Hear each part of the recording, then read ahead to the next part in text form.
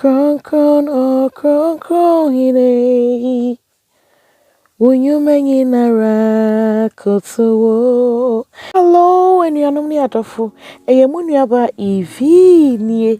Me momo nyina akwaba. Eba tesi and fresh. Baby ayenu aduane a ede.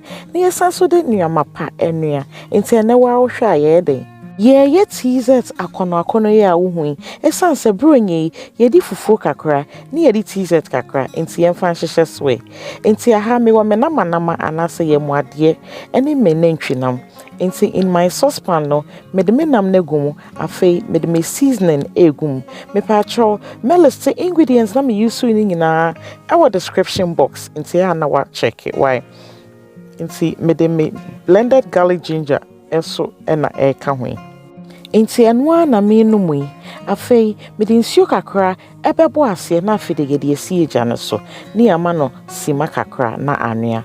Afei nso me won nantwie kotodwe no de manua dada. Enti me de beka me yemuade no ho na ne nyina ehu na afide anua kama ne ye de esi ho.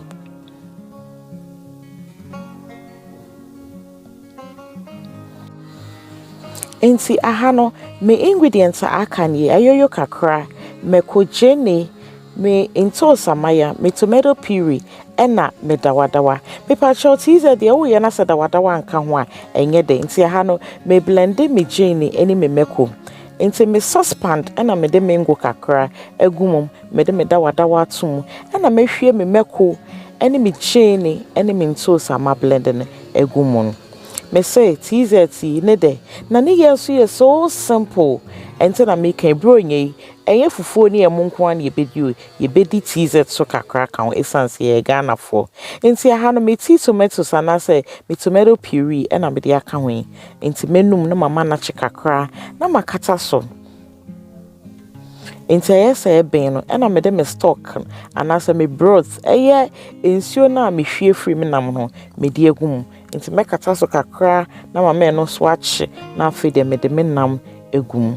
Na mpacha hu se wo ye teaser dia ye de ye muade na start enti ye muade kakra na ntwinam kakra enam bia wo kakra just me de count ene me fish so ase aha enti teaser dia ye muade hu hia pa.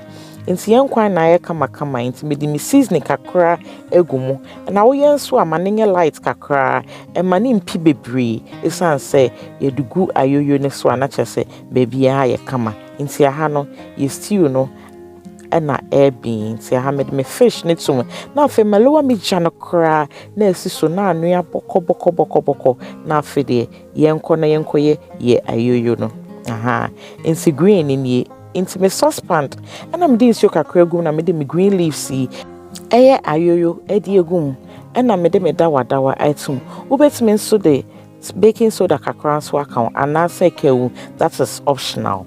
Into mama me leaves ehu fast wa na chese eni medum no mama na jo kakra na for them ma blend ne kakra bi aha so atiase into me ye na sa na afide me afide be ya yodo into me silver imu na me de jena ma blend kakra gum na me hwie me ayoyo na me blend ni gum into na me de shrimp powder kakra gum seasoning kitwe bi masade nchin kitwe bi ato na masanso de dawadawa anso atum enti eno de obetime de amane atum obetime de wa ope atum but say na me ye me de no enti ye ayoyo ya na see green soup yi na ehui na ho say green soup no is medicinal just say e duru ankasa eno nti na say wodi teaser ta aye no enti ye ayoyo no so na ehu kama ya sisia no aben intimatue na mediesio but misro enkata so o kata so petina na betse akọ insisia ye yetuo na ankasa eye yetuo na ye de bedi Zaafi no so the Zaafi is ready, so now we are doing the tuo into the saucepan and I mehwe 1.5 cup corn flour and I say brusam and I fence 1.5 cup Kokonte flour egum. Say na me dear is the simplest to do and it is fast. Ten one and some medins you akaho na for the menu aha and no na me ye. Into this is the simplest tuo method you can make. This is the simplest. Just follow this recipe and you are good to go. Into one year so I start yeking. Into your back no more copim say your becca na fidie. Mo say I was so me muyemre. Into no more now say more dear. How do you suka crack on? No way what waka.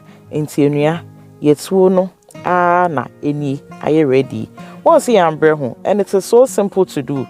And you have any ideas you could see so neighborhood near koye way near way. Just follow this simple recipe and you are good to go. Into and when you it's way and are you ready? Into you better say now feed ye barbe serve ye home. Into brewing woody fufu kakra. Na wudi tuo Zaafi so kakra emo kakra na chese ye koye nim mema bro nya ne nye boring kra ma ne nye one way so ase wa hwe ye tuo Zaafi stew yi na aya akono ya esi he na ne de me say everybody was asking for more. Yes, insisi ano ye ba be serve ye ho insi ye tuo ne de ato ya sankamu and once you a green guso so hu wash na ye di stew so eguso te me fa akwanya we e de da mu nyina ase e wo do ne support amode amatese en fresh ama ye dru ba bi ye dri se ne da edikan wa ba ha mesro me ma wakwa aba na me da wasen so entitena se na so be ka ye ho na ye enjoy good CB te se to Zaafi a ene ya ye so ate we nyina ye bronya recipe ohun wa hwe na kono na ne de wala she I know you are craving for this. Minim so kwadro me pacho follow recipe very simple. E mat was Zaafi ye ehunehuna okra follow recipe na so ye bi na wabusua omwani beche so what the make no into nim say video when je ho a me pacho ma me thumbs up na fin so follow na subscribe na ye nyi embum so what so Madam wasi bebre nyame shramo. See you guys in our next video. Bye bye.